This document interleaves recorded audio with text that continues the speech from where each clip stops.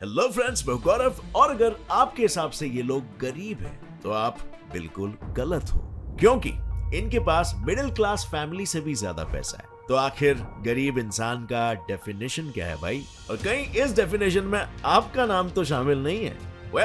गरीबी की डेफिनेशन की भूल भुलैया में खोने से खुद को रोको और जरा ये सुनो कि the journal of risk and uncertainty में पब्लिश स्टडी में ये पाया गया था कि सबसे ज्यादा लॉटरी जैसे जुए में पैसा उड़ाने वाले गरीब लोग हैं। जो अपनी कमाई का 9% लॉटरी टिकट्स पर उड़ा देते हैं वो गरीब लोग हैं। लेकिन आखिर क्यों?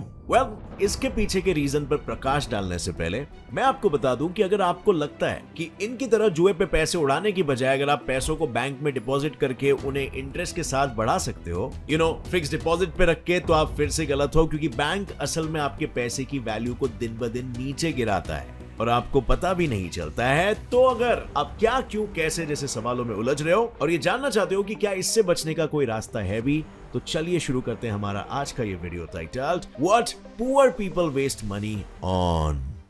चलिए शुरू करते हैं सबसे पहले सवाल के जवाब से।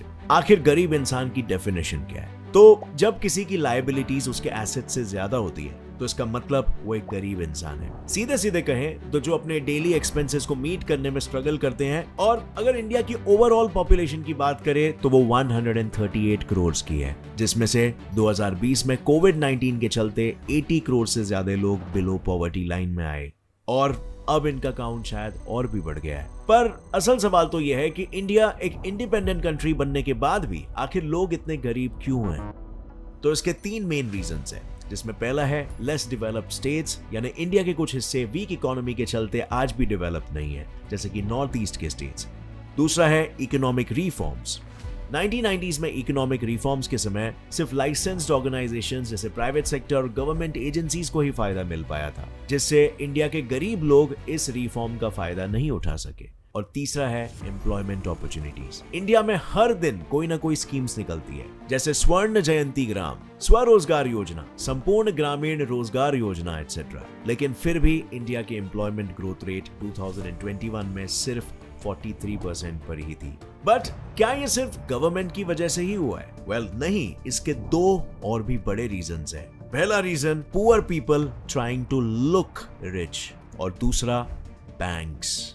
तो चलिए जानते हैं कि आखिर इंडिया में कैसे लोग खुद की ही आदत से गरीब बनते जा रहे हैं। इसमें लोग 4 तरीकों से फंसते हैं। You better watch out. Point number 1 है ग्लैम एंड ब्यूटिफिकेशन।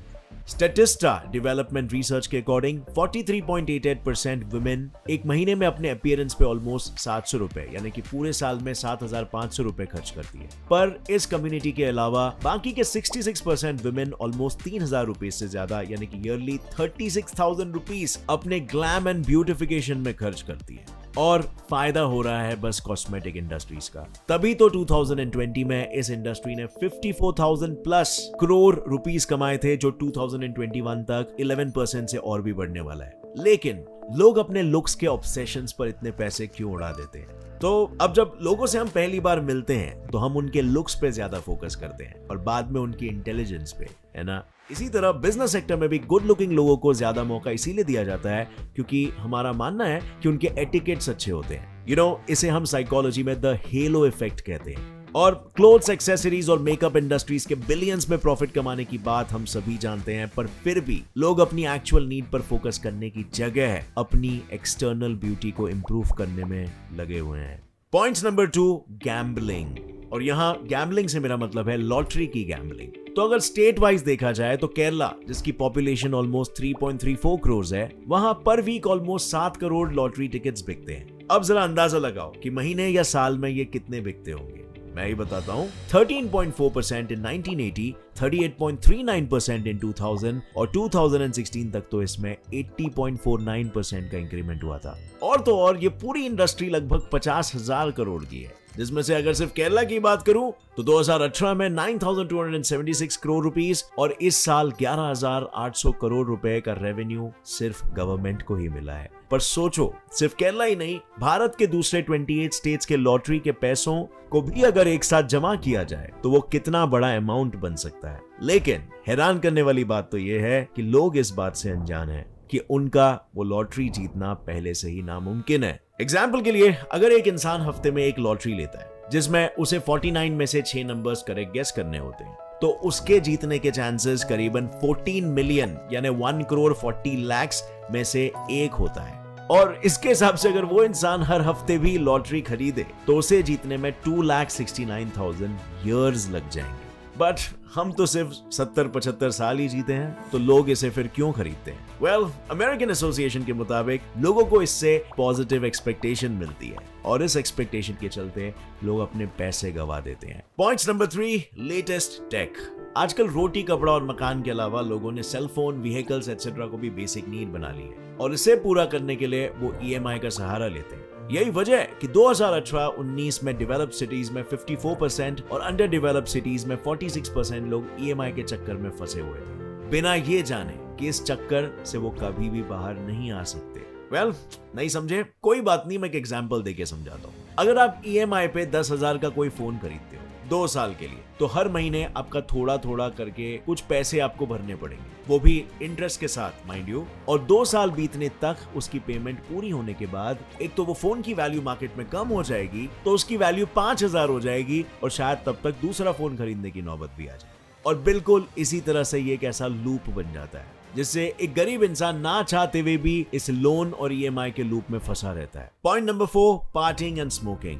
पार्टिंग और स्मोकिंग ये हमारे देश का कल्चर नहीं था, बट आज हम इस कल्चर को इक्वली फॉलो कर रहे हैं। जहां कुछ लोग इसे मजे के लिए करते हैं, वहीं कुछ दिखावे के लिए करते हैं, टू लुक कूल। क्योंकि हम हमेशा हॉलीवुड नहीं तो बॉलीवुड में यही देखते आए हैं, राइट?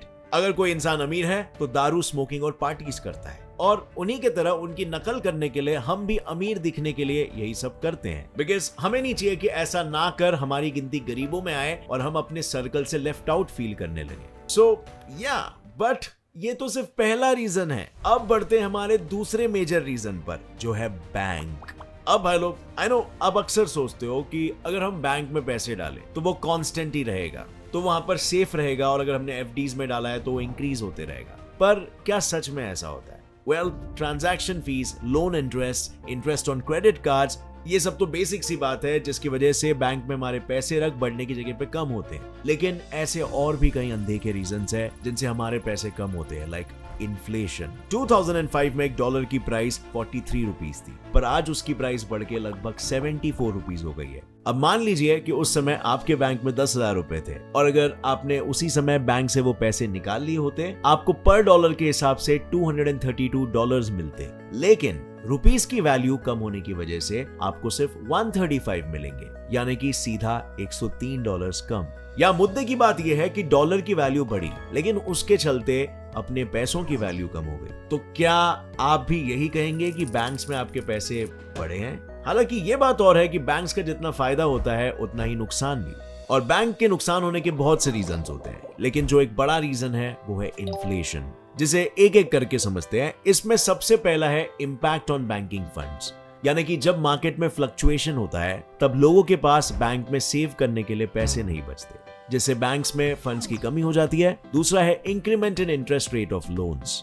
इन्फ्लेशन की वजह से बैंक्स लोन पे अपना इंटरेस्ट रेट्स बढ़ा देती है, जिसकी वजह से लोग लोन लेने का आइडिया ड्रॉप कर देते हैं। और आखिरी रीजन है demand of credit increases, which means fluctuation के समय जब जनता को पैसों की जरूरत होती है तब फंड ना होने की वजह से बैंक उन्हें पैसे नहीं दे पाती। अब ये सब देख के आप यही सोच रहे होंगे कि क्या इसका कोई सोल्यूशन नहीं है? भाई लोग, अगर मेरी मानो तो मैं आपको अब कुछ ऐसे तरीके बताऊंगा जिसे फॉलो करने से आप इस गरीबी की रेखा को पार कर सकते हो। तो पहला है एसेट्स। जी हाँ दोस्तों, जितना हो सके उतने एसेट्स खरीदो, जैसे रियल एस्टेट्स या फिर शेयर्स या फिर इक्विटी या फिर म्यूचुअल फंड्स या इवन गोल्ड। रियल एस्टेट्स की बात करूं तो इंडिया में लैंड कम हो रहे हैं, जिसकी वजह से उसकी वैल्यू बढ़ती जा रही है, और आने वाले कुछ सालों में इसमें बढ़त देखने को 100% मिलेगी। जैसे 2020-21 में इसका रेट 2.6% था, जबकि इसके एक साल पहले यही रेट 1.1% था। तो सोचो आने वाले वक्त में ये कितना बढ़ेगा। और अगर मैं बात करूं गोल्ड इन्वेस्टमेंट की, तो गोल्ड हम सभी के लिए एक अच्छा इन्वेस्टमेंट हो सकता है, क्योंकि हर साल इसका रेट बढ़ते जा रहा है। इतना ही नहीं, मार्केट में फ्लक्चुएशंस होने पर भी इसका रेट बढ़ता ही रहता है। जैसे कुछ साल पहले की बात करूं, जब 2015 में इसकी पर कैरेट प्राइस 26,000 थी, लेकिन आज इसकी रेट पर कैरेट 56,000 तक पहुंच गई है। अब अगर किसी इन्वेस्टमेंट में 5 साल में आपको दुगना प्रॉफिट हो रहा है तो इसमें कोई खराबी है क्या? और अगर मैं बात करूं stocks, mutual funds, crypto currencies की, तो मेरी मानो तो शेयर मार्केट और म्यूचुअल फंड्स दोनों ही अच्छे इन्वेस्टमेंट हो सकते हैं। और कई लोग इसमें इन्वेस्ट भी कर रहे हैं क्योंकि म्यूचुअल फंड्स में हमें 8 to 10% रिटर्न मिलता है और शेयर्स तो हम हर कंपनी के खरीद सकते हैं, फिर वो चाहे कितनी भी बड़ी क्यों ना हो, और इसमें भी परसेंटेज वेरी करता है। अगर सिर्फ रिलायंस की बात करूं तो 1995 में इसकी शेयर की प्राइस 35 रुपीज थी, पर अब इसकी प्राइस बढ़ के 2419 रुपीज हो गई है। ऐसे में अगर आपको शेयर मार्केट की नॉलेज हो जाए तो ये आपके लिए एक बहुत ही अच्छा इन्वेस्टमेंट साबित हो सकता है। इनफैक्ट आज क्रिप्टो को भी लोग सबसे ज्यादा सिक्योर इन्वेस्टमेंट समझते हैं बिकॉज इस टेक्नोलॉजी को यूज किया जा रहा है। ये काफी सेफ, रिलायबल और फ्यूचरिस्टिक टेक्नोलॉजी है जिसे हैक करना नामुमकिन है और ये तेजी से आपके पैसे डबल कर रहा है। जैसे 2021 में इसकी प्राइस $43,030 थी, जो कि जब ये लॉन्च हुआ था उसके कंपैरिजन में कितनी ही ज्यादा है। और भाई लोग, लास्ट है स्किल्स। इन्वेस्टमेंट करने के लिए आपके पास कुछ कॉमन स्किल्स होने चाहिए, जैसे एनालिटिकल थिंकिंग, मतलब लॉजिकल एस्टिमेशन और प्रॉब्लम्स को आइडेंटिफाई एंड सॉल्व करने की समझ। और इन्हीं स्किल्स में शामिल है डिजिटल लिटरेसी, जिसमें आपके पास सोशल मीडिया, वेबसाइट्स और टेक्नोलॉजी का ज्ञान हो।